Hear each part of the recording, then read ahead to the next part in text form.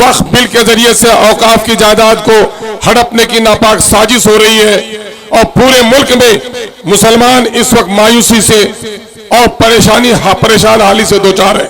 नौजवानों, कारोबारी साथियों, मजदूरों और ताजिरों, इस वक्त हमारी नई नस्ल हकीकी तारीख से महरूम हो गई है। इसलिए मैं चाहता हूं कि वतन अजीज में आज जो मुसलमान हर तरफ परेशान है, हर तरफ मायूस है, कहीं आलिम की दाढ़ियां नोची जाती हैं, कहीं उनके सरों के ताज टोपी को उछाला जाता है, कहीं हमारी बेटियों के बुरके तार तार किए जा रहे हैं, खुदा के घर मुकद्दस मस्जिदों पे तालाबंदी की साजिश चल रही है, खाने खुदा को तोड़ा गया है, कब्रिस्तानों पर नाजायज कब्जे हो रहे हैं, वक्फ बिल के जरिए से औकाफ की जायदाद को हड़पने की नापाक साजिश हो रही है और पूरे मुल्क में मुसलमान इस वक्त मायूसी से और परेशान हाली से दो चार है। मेरे अजीज नौजवानों, तुम उम्मत मुस्लिमा के फर्द हो, दुनिया की मुहज्जब तरीन कौम तुम हो, तुम्हारी तहजीबी अलामत तुम्हारे अफआल और अक़वाल से जाहिर होने चाहिए। जिस महफिल में जब बैठो, उस महफिल के अदब का तकाजा है, जो तुमसे मुखातब होता है वो तुम्हारा अमीर होता है। और इस वक्त जान लो, या उठने के लिए भी बैठने के लिए भी तुम्हें आदाब महफिल का ख्याल रखना पड़ेगा, चूंकि इस वक्त क़यादत को जन्म देने के लिए आए हो और मेरा कायद बैठा हुआ है, वो खड़े होने के लिए हो कहे तो खड़े हो जाओ, बैठने के लिए कहे तो बैठ जाओ। अगर ये अतात सब बंदी सीख ली और अपनी अमीर की अतात सीख ली तो फिर तुम्हारी सफों में कभी दरार पैदा नहीं होगा। मैं तुमको इसके लिए मुबारकबाद पेश करता हूं। मेरे अजीजों, इस मुल्क में, हिंदुस्तान में इंसान इंसानों से नफरत करता था। दलित भाइयों को अमीरों के दरवाजे पर, बड़े लोगों के दरवाजे पर जाते वक्त मुख्तलिफ किस्म के हालात से दो चार होना पड़ता था। कमर में हांडी बंदी होती थी, झाड़ू बंदा होता था, इसलिए कि जब वो अमीरों के दरवाजे पे जाए, जहाँ कुत्ता और सुअर भी चले, उसके पांव के निशानात रह जाए तो रह जाए, लेकिन दलित के पांव के निशान नहीं रहने चाहिए। अगर थूकने की जरूरत हो तो वो कुत्ता और बिल्ली को मैला करने की इजाजत थी, लेकिन दलितों को बड़ों के दरवाजे पर थूकने की भी इजाजत नहीं थी। इस मुल्क में साहबा आए, ताबई आए और हमारे असलाफ ने इस मुल्क में दलित भाइयों को गले लगाया और इस्लाम का पैगाम उस तक पहुंचाया और उन्हें बताया कि इस संसार का खुदा ही एक नहीं है, बल्कि सारे इंसान एक माँ बाप की औलाद हैं। तुम मेरे भाई हो, तुमको मैं गले लगाता हूँ। वो दलित आंखें फाड़ फाड़ कर देखने लगा और नतीजा ये हुआ कि एक बड़े तबके ने कलमा ला इलाहा इल्लल्लाह पढ़ा। मेरे भाइयों, इस मुल्क में दलितों को इज्जत देने का काम मुसलमानों ने किया। फिर अल्लाह ने इस मुल्क में मुसलमानों को बादशाहत बख्शी तो इंसाफ और अदल कायम किया। शमशीरों की ताकत पर दुश्मनों का गर्दन तो जरूर काटा, लेकिन ताकत की बुनियाद पर किसी को कलमा पढ़ने पर मजबूर नहीं किया। और टुकड़े टुकड़े के भारत को अगर किसी ने महान भारत बनाया तो योगी के, मोदी के पिता ने नहीं बनाया। अगर टुकड़े टुकड़े के भारत को किसी ने महान हिंदुस्तान बनाया तो उसका नाम औरंगजेब रहमतुल्लाह अलैह। तीसरी तारीख में तुम्हें बताता हूं कि जब मुल्क गुलाम हो गया और अंग्रेजों से निजात हासिल करने की कोशिश की गई तो सबसे ज्यादा गर्दन अगर किसी ने कटाई तो मुसलमानों ने कटाई, और मुसलमानों में भी सबसे ज्यादा गर्दन अगर किसी ने कटाई तो हमारे उलमा ने कटाई।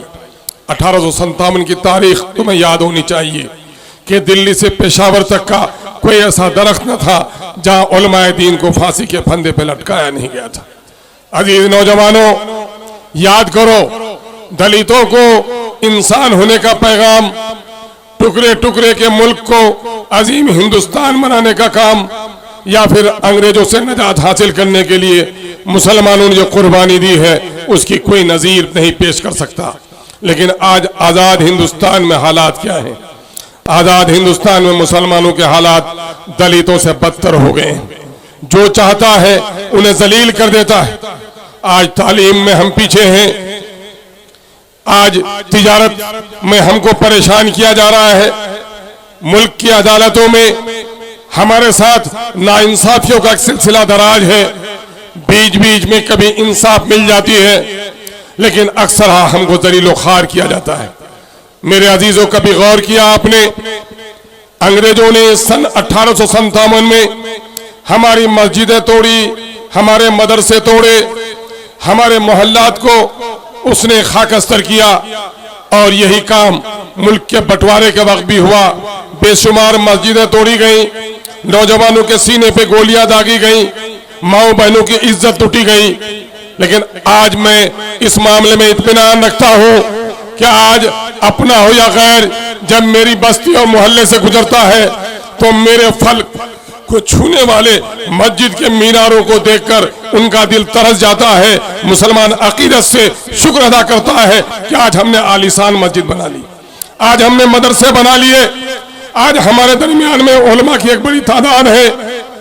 लेकिन दूसरी तरफ देखो कि इन मदरसों के बावजूद भी, उलमा की तादाद के बावजूद भी, मस्जिदों के मीनारों के बुलंदी के बावजूद भी मुसलमानों की हालत इस मुल्क में अच्छी नहीं है।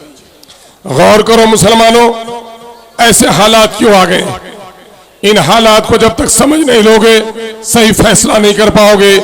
इसकी असल वजह और वाहिद वजह यह है कि मुसलमानों ने इस मुल्क के पार्लियामेंट और असेंबली में अपनी हिस्सेदारी छोड़ दी।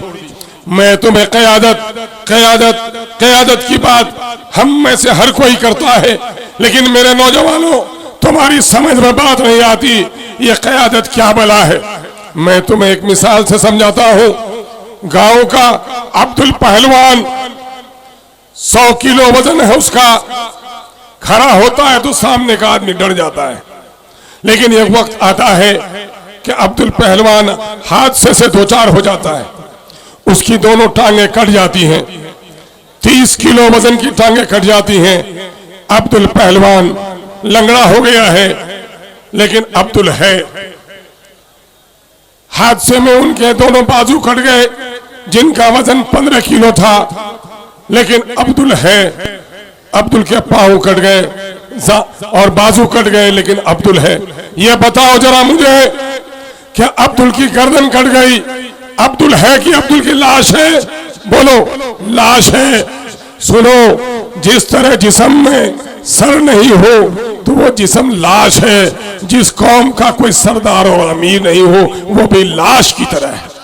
असल यही बात मैं तुम्हें कहने आया हूं कि आज अपने सफों में इमाम पैदा करो।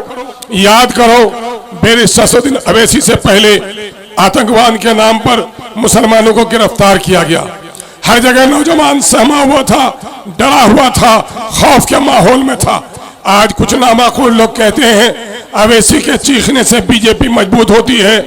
ए नादानो, सुनो कि अवैसी के आने के बाद ही हमारा नौजवान जो डरा और सहमा हुआ था उसके अंदर में बोलने की हिम्मत आई है, तो अवैसी के बाद ही आई है। अवैसी ने एहसास कम तरीके समंदर से तुम नौजवानों को और हमको निकालने का काम किया है। इसलिए आज देख लो, फिर लो। ए नौजवानों, तुम किधर को जा रहे हो? तुम्हें अपनी क़यादत की फिक्र होनी चाहिए कि आज केरल में मुसलमान 24% है और आसाम में 35% मुसलमान है। मुसलमानों का लीडर आसाम में नहीं है, आसाम जलीलो खार है। केरल में मुसलमानों की पार्टी है, मुसलमान खुशहाल है। 12% मुसलमान तेलंगाना के अपने सियासी अमीर को माना है और 12% मुसलमान जितनी खुशहाली से जीता है, देश के दूसरे हिस्सों में मुसलमान को इज्जत नसीब नहीं है। ये कौन सी ताकत है? ये ताकत है तुम्हारे इत्तेहाद की ताकत, तुम्हारी सियासी कुव्वत का नाम है। इसलिए मैं अक्सर यह कहता हूं, रिश्तेदार तुम्हारे बड़े अमीर हो, कबीर हो, एक साथ तुम्हारे मामू खालू फूफा मर जाए, बच्चा यतीम नहीं होता है। जब बाप मर जाए, चाहे मजदूर हो या लकवा के बिस्तर में हो, जब बाप मर जाता है बच्चा यतीम हो जाता है। ए मेरे गय्योर नौजवानों, जिस कौम का कोई लीडर नहीं वो कौम भी यतीम हो जाती है। आज मुसलमानों की यह दुर्गत है, सिर्फ इस वजह से है कि उसके अंदर में इमामत और क़यादत का फुकदान हो गया है। मैं तुमको बताऊं, मैं उलमा कराम की रोशन पेशानियां देखता हूं, मैं जो मुताला करता हूं सीरत पाक का, तो ये पाता हूं कि प्यारे आका सल्लल्लाहु अलैहि वसल्लम की हयात तैयबा 63 साल है। 40 साल तक आपने मक्का की वादियों में वो आला अखलाक किरदार की जिंदगी गुजारी कि चांद में भी दागो धब्बा था, लेकिन अब्दुल्ला के लाल के किरदार में कोई दागो धब्बा नहीं था। अरब की सरजमीन ने ऐसा मासूम बचपन, ऐसा निराला लड़कपन और ऐसी बेदाग जवानी नहीं देखी। लोगों ने अमीन व सादिक कह दिया और ऐलान नबूवत के बाद 13 साल तक आपने मक्के में दावत दी, दावत बामुशक्कत दी, गालियां सुनी, इस्तेहजा बर्दाश्त की, सोशल बाइकआउट बर्दाश्त किया, ताइफ के मैदान में पूरे जिस्म अतहर को लहूलुहान कर दिया। लेकिन मालूम है कि आप पर कलमा पढ़ने, आपके हाथों में कलमा पढ़ने वाले की तादाद बहुत कम थी और हिजरत के वक्त 178 सहाबा आपके साथ थे। लेकिन वही नबी रहमत जब मदीना पहुंचे तो 2 साल के अंदर में जंगे बदर में अल्लाह ने आपको फतह व कामरानी दी और 8 साल के अंदर में फतह मक्का किया। नौजवानों, अहले इल्म, जरा गौर करो, मक्के और मदीने में तहरीक को इतना फर्क क्यों है? फर्क क्यों है? बात साफ सुन लो कि मक्के में सिर्फ दावत थी, कुव्वत नहीं थी, लेकिन मदीना जब मुसलमान पहुंच गया तो दावत भी थी और अपनी जमात की कुव्वत भी थी। न हो अगर कुव्वत नाफिजा तो इस्लाम भी फकत एक फलसफा है। इसलिए कुव्वत नाफिजा को पैदा करने के लिए अपनी सफों में इत्तेहाद पैदा करना जरूरी है। आपको कहा गया मुनफियत एक है इस कौम की, नुक्सा भी एक ही सबका नबी, दीन भी, ईमान भी एक। क्या बड़ी बात थी, होते जो मुसलमान भी एक, कहीं फिरका बंदी है, कहीं जाते हैं। क्या जमाने में पिनपने की यही बातें हैं? मैं सिर्फ आपको पैगाम देने आया हूं कि आप अपनी सफों में इत्तेहाद पैदा कर लो। पार्लियामेंट और असेंबली में कौमों की तकदीरें लिखी जाती हैं, हकीकी तकदीर का मालिक तो खुदा है, लेकिन असबाब की दुनिया में सारी पॉलिसियां इस वक्त बनती हैं, असेंबली में बनती हैं। तुम्हारी जो सड़कें टूटी पड़ी है, हॉस्पिटल नहीं खुले हैं, बच्चों को अच्छे स्कूल नहीं मिल रहे हैं, बीमार माओं को दवा नहीं मिल पा रही है, दर्द जहम में औरत रोती है और पेट का बच्चा भी मर जाता है और वो औरत हामला भी मर जाती है, तुमको दवा नहीं मिल पाती। ये सिर्फ मस्जिद की दुआओं में गिड़गिड़ाने से नहीं होगा। यकीनन है कि मस्जिद की दुआओं में आहो फगा में बड़ी ताकत है, लेकिन जिस खुदा से तुम दुआ करते हो उस खुदा ने कह दिया है कि हमसे दुआएं भी मांगो, लेकिन कोशिश किए हुए नाकारा लोगों की दुआओं को हम कबूल नहीं करते हैं। पहले तू कोशिश कर, मैं तुमको बताता हूँ तकदीर उमम क्या है। शमशीर व सना अव्वल, ताऊस और रबाब आखिर। पहले तलवार चलाएगा तब सरदारी मिलेगी, तस्बीहात से सरदारी नहीं मिल सकती है। इसलिए मैं आपसे गुजारिश करने के लिए आया हूं कि आज ये खबर मिलती है, हमारे नौजवान आज चंद सिक्कों के से वोट भेज देते हैं। मैं तुमको नसीहत करता हूं नौजवानों कि अगर चंद सिक्कों की वजह से कोई औरत अपनी इस्मत को दागदार बनाती है, तवाइफ कहलाती है। याद रखना, एक औरत जिस्म बेचती है बाहमी रजामंदी से तो गुनहगार है, तवाइफ है, लेकिन एक शख्स जो अपने वोट का सौदा करता है वो 70 तवाइफों से ज्यादा मुजरिम है, इसलिए कि गलत लोगों को चुनकर अपने कौम को बर्बाद करता है। और उन कमबख्तों को भी कह दो कि अवैसी के बोलने से क्या होता है। ए नादानो, जब तुम्हारी पैदाइश हुई थी जब तक तुम नहीं रोए थे, माँ रोती थी। जब तुम रोने की आवाज आई तो माँ को खुशी हुई कि मेरा बेटा गूंगा पैदा नहीं हुआ है। कहते हो बोलने से क्या होता है? पूछ लेना अपनी अम्मी और अब्बा से कि बोलने के बाद ही तुम्हारे माँ बाप का निकाह हुआ था। तुम कहते हो बोलने से क्या होता है? तो मोहसिन इंसानियत ने पैगाम दिया, जब बुराई को देखो तो ताकत से रोको, हाथ से रोको। हदीस का मफहूम है, अगर ये कुव्वत तुम में नहीं हो तो अपनी जबान से टोको, अगर ये भी कुव्वत नहीं हो तो दिल से बुरा समझो, ये ईमान का ज़ईफ तरीन हिस्सा है। ए मसलहत पसंदो, तुमने मसलहत की आड़ लेकर हक की आवाज उठाने वाले की जबान रोकना चाहते हो, ये मुनाफिकत अपने दिल से निकाल दो। एक आखिरी बात कह के जाऊंगा कि आज हैदराबाद को जो भी फजीलत हासिल है, मक्का मस्जिद अगर है हैदराबाद में तो जामा मस्जिद दिल्ली में भी है। चार मीनार अगर हैदराबाद में है तो कुतुब मीनार के मीनारे की बुलंदी दिल्ली में उससे भी ज्यादा है। दिल्ली के लोगों को वो अजमत हासिल नहीं है जो हैदराबाद के लोगों को है। क्यों? ये कुतुब मीनार की वजह से नहीं, ये चार मीनार की वजह से नहीं, ये मक्का मस्जिद की वजह से नहीं, यकीनन ये हमारी शान और शौकत है और खाने खुदा अल्लाह का घर है, वो तकद्दुस का हमारा घर है। लेकिन असल जो फजीलत मिली है वहां के मुसलमानों को वो अपनी क़यादत की वजह से मिली है। आखिरी वाकया सुना कर जाता हूं। सन 1948 में इसी कांग्रेस पार्टी ने ऑपरेशन पोलो किया था और हैदराबाद में 1 लाख से ज्यादा लोगों को शहीद किया था। घर घराना ऐसा था कि खानदान में अपनी मैयत को कंधा देने के लिए भी कोई नहीं बचा था। ऐसे वक्त में मुसलमानों में एक खौफ तारी थी। चंद साल गुजरे थे, अभी जैसा कि शौकत भाई बता रहे थे, मौलाना अबुल कलाम आजाद अली रहमान ने कहा था अब कोई सियासी अलग जमात मत बनाओ। केरल के लोगों ने कहा नहीं मौलाना, ये हुक्म रब्बानी नहीं है, आपका हकीमाना वक्ती फैसला था, चंद साल गुजर गए, हम अपनी पार्टी बनाएंगे। और चंद साल गुजरने के बाद 1955-56 के करीब अवैसी साहब के दादा बैरिस्टर असदुद्दीन और अकबरुद्दीन अवैसी के दादा, अल्लाह गरीक़ रहमत करे उस बुजुर्ग को, जिसको हम अब्दुल वाहिद ओवैसी के नाम से जानते हैं, उसने साइकिल रिक्शा पर बैठकर MIM का झंडा लिया, लोगों को दावत दी, आओ अपनी मरकजी सियासत पर मुत्तहिद हो जाओ। मसलहत पसंदों ने, बुज़दिलों ने, गुलामाना ज़हनत रखने वालों ने कहा ए ओवैसी इतनी गर्दनें कट गई हैं, अभी तेरे को इत्मीनान नहीं हुआ। अवैसी के दादा ने कहा, अब्दुल वाहिद ओवैसी ने कहा ए बुज़दिलों, ए गुलामों, बिल्ली पालतू हो जाती है, चंद महीनों तक रखो तो जंगल का बहुत सारा जानवर पालतू हो जाता है, लेकिन हजारों बरस पिंजरे में शेर को रखोगे तो कभी वो पालतू नहीं हो सकता है। उसको आजादी चाहिए। तुम डर गए हो इन हालात से, तुम गर्दन झुका के जीना चाहते हो।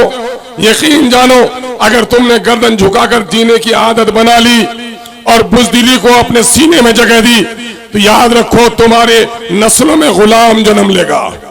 और अगर तुमने गर्दन उठाकर अपनी सियासी क़यादत खड़ी की, एक मरतबे काटे गए हैं, 1000 मरतबे हम काटे जाएंगे, लेकिन याद रखो जिनकी गर्दनें कटती हैं उनके नस्लों से सरदार जन्म लेता है। और आज वही हुआ।